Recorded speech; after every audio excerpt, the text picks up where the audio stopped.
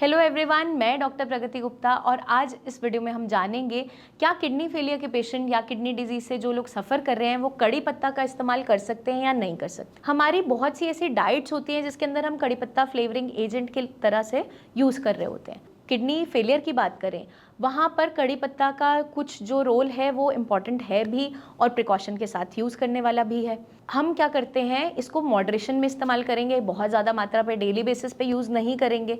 क्योंकि जो कड़ी पत्ता है उसके अंदर कैल्शियम, मैग्नीशियम, आयरन और आपका पोटेशियम की मात्रा भी प्रेजेंट होती है। तो पोटेशियम ज़्यादा होने की वजह से हमारी रिस्ट्रिक्शन ज़्यादा आती है कड़ी पत्ते को लेकर, लेकिन बाकी जो प्रॉपर्टीज़ और भी है उसके अंदर मिनरल्स है, वाइटामिन है, तो ये आपके हीमोग्लोबिन को बढ़ने में मदद करता है, साथ के साथ यूरिक एसिड को डाउन करने में भी हेल्प करता है। लेकिन पोटेशियम की मात्रा इसके अंदर थोड़ी ज़्यादा प्रेजेंट होने की वजह से मैं कभी भी रिकमेंड नहीं करूँगी कि हर एक मील में आप डेली बेसिस पे खाइए। पेशेंट साउथ इंडिया से बिलोंग करते हैं, उनकी हर एक जो फूड आइटम है उसके अंदर इसका ज़्यादा इस्तेमाल हो रहा होता है, तो हमें उसको लिमिट करना है, मॉडरेशन में लाना है। 1 से 2 कड़ी पत्ता आप खाना कुक कर रहे हो उसके अंदर यूज़ कर सकते हो, not on regular basis, once in a while, जैसे वीक में 2 से 3 बार अगर आप यूज़ कर रहे हो जस्ट फॉर फ्लेवरिंग एजेंट्स, जैसे आप कभी उपमा बना रहे हो या पोहा है या आप कोई ऐसी वेजिटेबल बना रहे हो जिसके अंदर आपको उसका फ्लेवर अच्छा लगता है, तो उसे मॉडरेशन में हम यूज़ कर सकते हैं। लेकिन आपको कभी भी उसको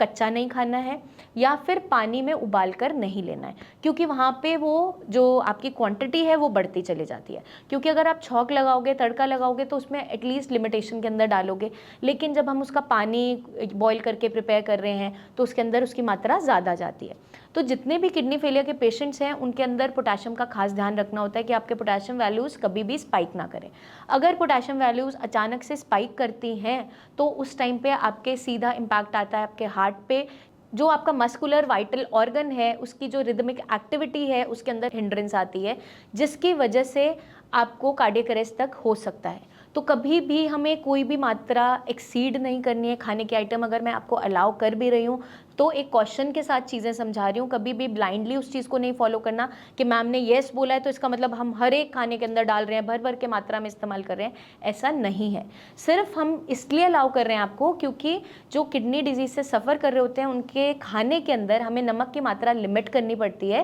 ताकि उनकी बॉडी में कोई स्वेलिंग ना आए, बीपी शूटअप ना हो। तो ये जो फ्लेवरिंग एजेंट्स और अदर स्पाइसेस है, हम इसे इसलिए इंट्रोड्यूस करते हैं ताकि आपके खाने में फ्लेवर्स बने रहे, लॉन्ग टर्म आप जो डाइट है उसको फॉलो करते रहें और आपको कोई ऐसा खाने को देख के ऐसा ना हो कि मुझे नहीं खाना है, खाना सामने आते ही भूख का ख़त्म हो जाना। क्योंकि जब भी मेरे पास पेशेंट आते हैं और पेशेंट कंप्लेन करते हैं कि मैम भूख नहीं लग रही, सबसे पहला सवाल मैं उनसे ये करती हूँ कि पेट से भूख महसूस नहीं हो रही या ऐसा तो नहीं हो रहा है जब खाना आगे आता है तब खत्म हो जाती है। तो मैक्सिमम पेशेंट्स का कंसर्न होता है मैम जब खाना देखते हैं तो ही मन खत्म हो जाता है, मन नहीं करता खाना खाने का, पेट से भूख तो बहुत महसूस हो रही होती है, पसंदीदा चीज़ अच्छी लग रही होती है। तो इस कंडीशन में अगर आप कुकिंग सही तरीके से स्पाइसेस के साथ अच्छी मात्रा में फ्लेवर्स डालते हुए करोगे तो पेशेंट खाना खा पाता है। इसलिए हम इन स्पाइसेस का रोल इंट्रोड्यूस कर रहे हैं अपने वीडियोस में, आपको समझा भी रहे हैं, बट विद कॉशन आपको इसको इस्तेमाल करना है, कभी भी क्वांटिटी को एक्सीड नहीं करना है। आपके और कोई भी सवाल हो कमेंट करके ज़रूर पूछिए, कोई भी गलती मत कीजिएगा।